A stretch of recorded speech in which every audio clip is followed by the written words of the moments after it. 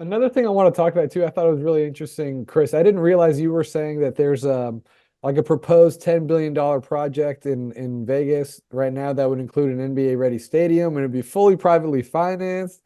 So that makes me think like is that maybe why Fisher is having trouble? Like maybe people are putting money there. They'd rather do business with this other group than Fisher because I mean Well, I if it's also told you, possible, look, yeah. Yeah. the gold standard in Vegas in terms of professional sports are the Golden Knights. They're, they've turned Las Vegas into a hockey town. Their arena completely privately financed. MGM and others put that together. Everybody knows about the Sphere thing Hmm. uh, James Dolan, right? over MSG. there, Yeah. Madison Square Garden. Yeah. Um, billions of dollars, completely privately financed. And then there's this development south of the Strip that's being discussed. That's proposed to include a NBA ready arena. I think it's close to a $10 billion proposal. They've come out and said they are not seeking any public funding Do you know who's for. behind that? Do you know who the money is behind that or I'm not gonna look it up. Yeah. yeah.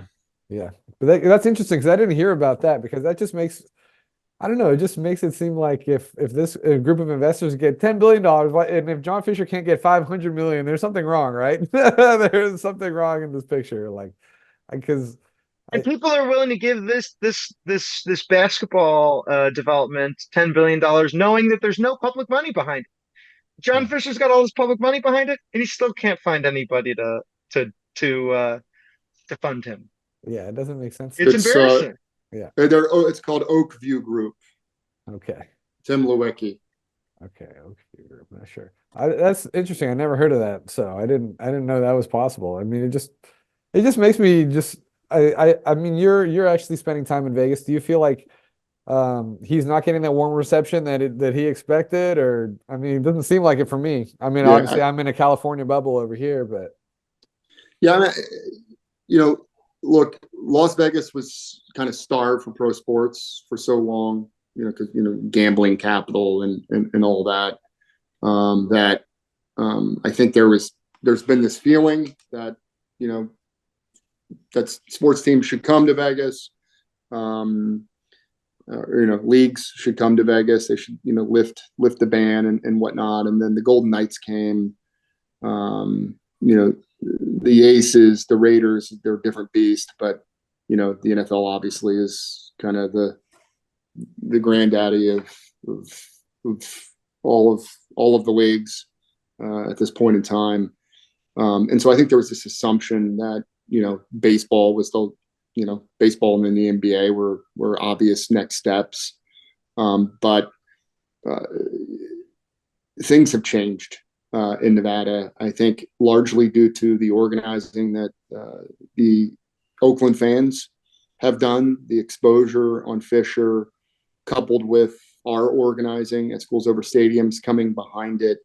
Um, I initially, in terms of thinking about the electoral math to win the referendum, my assumption was we were going to lose in Vegas. But when running up the numbers in the north and in rural Nevada, kind of the same way that Joe Lombardo beat Steve Sisolak in the governor's race. Sisolak won in Vegas, but then Lombardo won by huge margins in the north and rurals and won. I kind of stopped thinking about that model when I realized we're just going to win in Vegas. That like Las Vegas, your average, Las Vegas resident is not excited about the A's.